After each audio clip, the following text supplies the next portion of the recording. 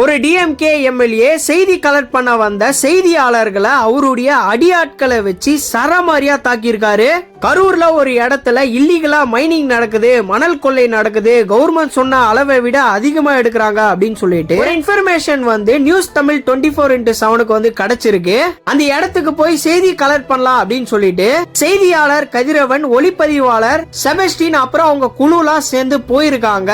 அந்த இடத்துக்கு அவங்க போகும்போது டிஎம்கே எம்எல்ஏ பழனியாண்டியுடைய அடியாட்கள் அந்த செய்தியாளரையும் ஒளிப்பதிவாளரையும் கடத்தி வச்சிருக்காங்க. அந்த டிஎம்கே எம்எல்ஏ பழனியாண்டியும் அவங்க அடியாட்களும் சேர்ந்து அவங்க ரெண்டு பேரையும் தாக்கி இருக்காங்க. அந்த செய்தியாளர் குழுல இருந்த ஒருத்தர் தப்பிச்சு வந்திருக்காரு. தப்பிச்சு வந்து இந்த இன்ஃபர்மேஷன்லாம் அவங்க சேனல் கிட்ட சொல்லியிருக்காரு. இப்போ வீடியோ ஆதாரத்தோட பழனியாண்டி தான் தாக்கி இருக்காரு அப்படின்னு சொல்லிட்டு கையும் காலுமா அந்த எம்எல்ஏ மாட்டிருக்காரு. ஒரு நியூஸ் கலெக்ட் பண்ண போன செய்தியாளருக்கு இந்த நிலைமை. இப்படி சாதாரண மக்கள் எம்எல்ஏ கிட்டயோ கவுன்சிலர் கிட்டயோ கேள்வி கேட்டா நம்மளெல்லாம் இல்லாம ஆக்கிடுவாங்க போல.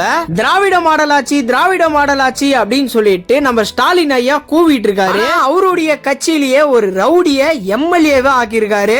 இந்த மாதிரி எம்எல்ஏ மக்களுக்கு தேவையே இல்ல. இவரை தயவு செஞ்சு எம்எல்ஏல இருந்து தூக்குங்க. அது மட்டும் இல்லாம இந்த ஒரு இன்சிடென்ட் நடந்திருக்குன்னு நியூஸ் தமிழ் 24ல மட்டும்தான் போட்டிருக்காங்க.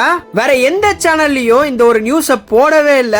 இந்த வீடியோவை முடிஞ்ச அளவுக்கு நிறைய பேருக்கு ஷேர் பண்ணி விடுங்க. நீங்க இத பத்தி என்ன நினைக்கிறீங்க அப்படின்னு சொல்லிட்டு உங்களுடைய கமெண்ட்ஸை கமெண்ட்ல சொல்லுங்க.